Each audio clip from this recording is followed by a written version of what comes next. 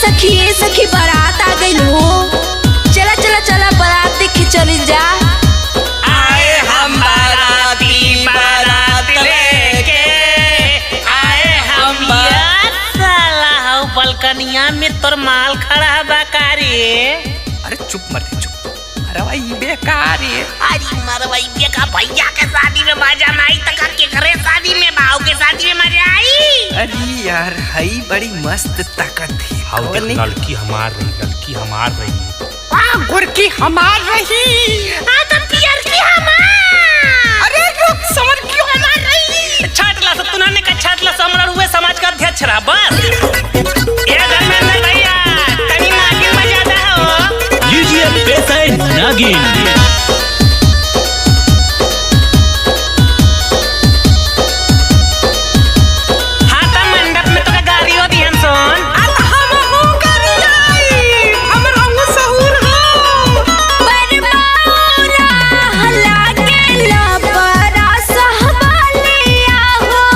बेसी बेसी बोलो तारू दूल्हा के सालिया हो। अब ही तो शुरू भइल खत्म कब होई। टुक टुक तावे सखी हमरी गलिया हो।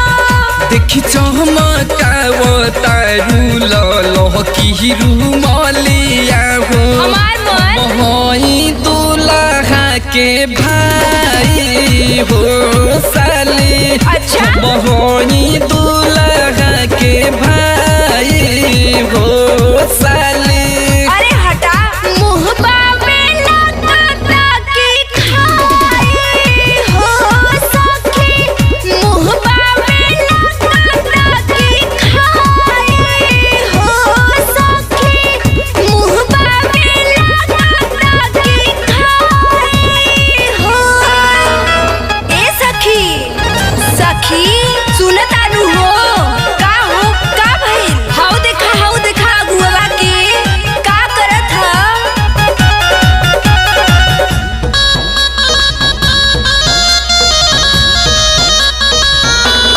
सुना अगुआ के लाइन मारे नौआ के मेहर।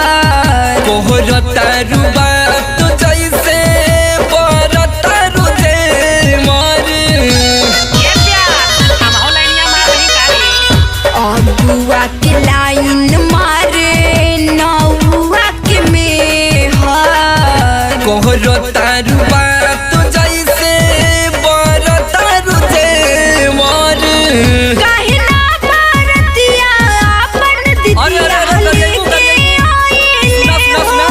दीदिया तोहार लेवे खातिर देखाइले हो। इहो राती बाम नहीं जाई हो साली। हम हई दूल्हा के भाई हो साली।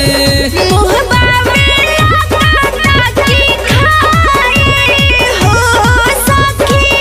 मुहबा में लगता की खाई हो सखी।